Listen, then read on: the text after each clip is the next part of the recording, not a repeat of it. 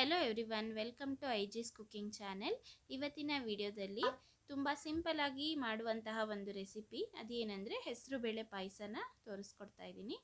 ಎಲ್ಲರೂ ಮಾಡುವಂತಹ ಒಂದು ರೆಸಿಪಿ ಫ್ರೆಂಡ್ಸ್, ತುಂಬ ಈಸಿಯಾಗಿ ಈ ಒಂದು ವಿಡಿಯೋದಲ್ಲಿ ನಾನು ತೋರಿಸ್ಕೊಡ್ತಾ ಇದ್ದೀನಿ.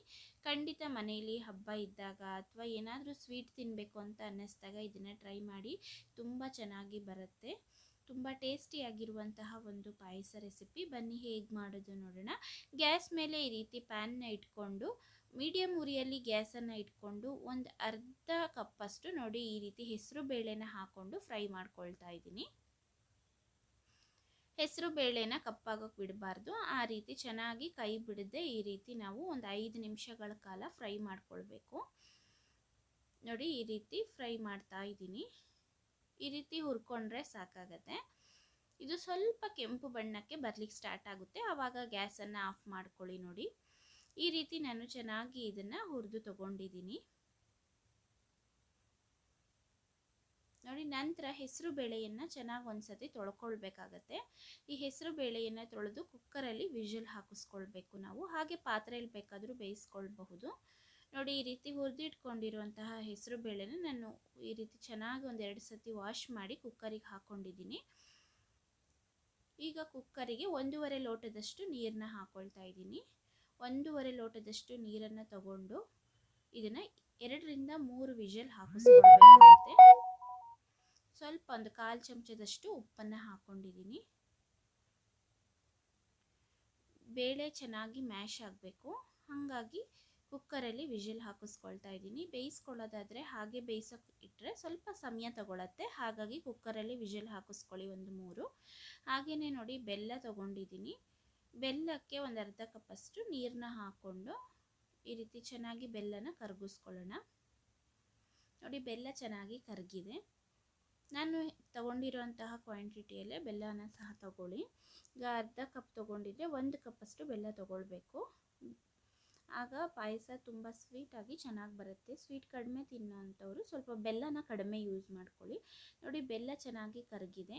ಈಗ ಬೇಳೆನೂ ಸಹ ಇಲ್ಲಿ ಚೆನ್ನಾಗಿ ನೋಡಿ ಕುಕ್ ಆಗಿದೆ. ನೋಡಿ ಈ ರೀತಿ ಬೇಳೆ ಸ್ವಲ್ಪ ಚೆನ್ನಾಗಿ ಮ್ಯಾಶ್ ಆಗಬೇಕು, ಅಲ್ಲಿ ತನಕ ವಿಷಲ್ ಹಾಕಿಸ್ಕೊಳ್ಬೇಕು, ಅಥವಾ ಪಾತ್ರೆಯಲ್ಲಿ ಬೇಯಿಸ್ಕೊಳ್ಳೋದಾದರೆ ಬೇಯಿಸ್ಕೊಳ್ಬೇಕಾಗತ್ತೆ.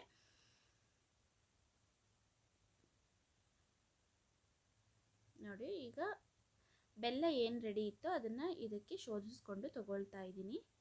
ಈ ರೀತಿ ಬೆಲ್ಲನ ನಾವು ಶೋಧಿಸ್ಕೊಳ್ಬೇಕಾಗತ್ತೆ. ಈ ರೀತಿ ಮಾಡೋದ್ರಿಂದ ಬೆಲ್ಲದಲ್ಲಿ ಏನಾದರೂ ಕಲ್ಲು ಅಥವಾ ಕೊಳೆ ಏನಾದರೂ ಇದ್ದರೆ ನೀಟಾಗಿ ಶೋಧಿಸ್ಕೊಂಡಂಗಾಗತ್ತೆ. ಹಾಗಾಗಿ ಈ ರೀತಿ ಮಾಡ್ಕೊಳ್ಳಿ. ನಂತರ ಗ್ಯಾಸ್ ಆನ್ ಮಾಡಿಕೊಂಡು ಒಂದ್ಸರಿ ಚೆನ್ನಾಗಿ ಇದನ್ನು ಕುದಿ ಬರೋ ತನಕ ಕುದಿಸ್ಕೊಳ್ಬೇಕಾಗತ್ತೆ. ತುಂಬ ಈಸಿ ಪ್ರೋಸೆಸ್ಸು. ನಾವೆಲ್ಲ ಪಾಯಸನ ಹೇಗೆ ಮಾಡ್ತೀವಿ ಅದೇ ರೀತಿ ಇದನ್ನು ಸಹ ಸಿಂಪಲ್ಲಾಗಿ ಮಾಡ್ಕೊಳ್ಬಹುದು. ನೋಡಿ ಚೆನ್ನಾಗಿ ಇದು ಕುದಿ ಬರ್ತಿದೆ. ನೋಡಿ ಇದಕ್ಕೊಂದು ಅರ್ಧ ಕಪ್ಪಷ್ಟು ಹಾಲನ್ನು ಸೇರಿಸ್ಕೊಳ್ತಾ ಇದ್ದೀನಿ. ಹಾಲನ್ನು ಇಲ್ಲಿ ನಾನು ಗ್ಯಾಸ್ ಆಫ್ ಮಾಡಿಕೊಂಡು ಸೇರಿಸ್ಕೊಂಡಿದ್ದೀನಿ. ಹಾಲು ಒಡೆದೋಗೋ ಚಾನ್ಸಸ್ ಇರುತ್ತೆ ಬೆಲ್ಲ ಎಲ್ಲ ಹಾಕ್ಕೊಂಡಿರೋದ್ರಿಂದ. ಹಾಗಾಗಿ ನೋಡಿ ಗ್ಯಾಸ್ ಆಫ್ ಮಾಡಿಕೊಂಡು ನಾನು ಈ ರೀತಿ ಹಾಲು ಸೇರಿಸ್ಕೊಂಡು ಮಿಕ್ಸ್ ಮಾಡಿಕೊಂಡೆ. ಹಾಗೆ ಒಂದು ಅರ್ಧ ಟೀ ಚಮಚದಷ್ಟು ಇಲ್ಲಿ ನಾನು ಏಲಕ್ಕಿ ಪುಡಿಯನ್ನು ಸೇರಿಸ್ಕೊಂಡಿದ್ದೀನಿ. ಹಾಗೆಯೇ ಕೊಬ್ಬರಿ ಪೌಡ್ರನ್ನ ಸಹ ಸೇರಿಸ್ಕೊಳ್ತಾ ಇದ್ದೀನಿ. ನೋಡಿ ಒಂದು 2 ಸ್ಪೂನಷ್ಟು ಸೇರಿಸ್ಕೊಳ್ಳಿ ಸಾಕು. ಇದನ್ನು ನೀಟಾಗಿ ಒಂದ್ಸರಿ ಮಿಕ್ಸ್ ಮಾಡ್ಕೊಳ್ಳೋಣ. ಫ್ಲೇವರ್ ತುಂಬ ಚೆನ್ನಾಗಿರುತ್ತೆ ಏಲಕ್ಕಿ ಪೌಡ್ರು ಹಾಕ್ಕೊಳ್ಳೋದ್ರಿಂದ. ನೋಡಿ ಈ ರೀತಿ ಮಾಡಿ ಚೆನ್ನಾಗಿ ಒಂದ್ಸರಿ ಬಿಸಿ ಇರುವಾಗನೇ ಈ ರೀತಿ ಮಿಕ್ಸ್ ಮಾಡ್ಕೊಳ್ಳೋಣ. ಕೊಬ್ಬರಿ ಹಾಕೋದ್ರಿಂದನೂ ಸಹ ಟೇಸ್ಟು ಇನ್ನೂ ಚೆನ್ನಾಗಿ ಬರುತ್ತೆ ಅಂತ ಹಾಕ್ತಾ ಇರೋದು. ಇದನ್ನು ಸಹ ಹಾಕಿ ನಾನು ಈ ರೀತಿ ಚೆನ್ನಾಗಿ ಮಿಕ್ಸ್ ಮಾಡ್ಕೊಂಡಿದ್ದೀನಿ ಬಿಸಿ ಇರುವಾಗ. ಹಾಗೆಯೇ ತುಪ್ಪದಲ್ಲಿ ಗೋಡಂಬಿ ದ್ರಾಕ್ಷಿ ಈ ರೀತಿ ಚೆನ್ನಾಗಿ ಫ್ರೈ ಮಾಡಿ ಹಾಕ್ಕೊಳ್ತಾ ಇದ್ದೀನಿ. ನೋಡಿ ಬೇರೆ ಡ್ರೈ ಫ್ರೂಟ್ಸ್ಗಳಿದ್ರೆ ಅದನ್ನು ಸಹ ಹಾಕ್ಕೊಳ್ಳಿ. ನೋಡಿ ಈಗ ರುಚಿಯಾಗಿರುವಂತಹ ಪಾಯಸ ರೆಡಿಯಾಗಿದೆ. ಹೆಸರು ಬೇಳೆ ಪಾಯಸ ಖಂಡಿತ ಮಾಡ್ಕೊಳ್ಳಿ. ಈಸಿ ವಿಧಾನದಲ್ಲಿ ಮಾಡ್ಕೊಳ್ಬೋದು. ಹಾಗೆಯೇ ತುಂಬ ಚೆನ್ನಾಗಿ ರುಚಿಯಾಗಿ ಇರುವಂತಹ ಪಾಯಸ. ಖಂಡಿತ ಟ್ರೈ ಮಾಡಿ ಫ್ರೆಂಡ್ಸ್. ಇದೇ ವಿಧಾನದಲ್ಲಿ ಮಾಡ್ಕೊಳ್ಳಿ, ಟೇಸ್ಟಿಯಾಗಿ ಬರುತ್ತೆ.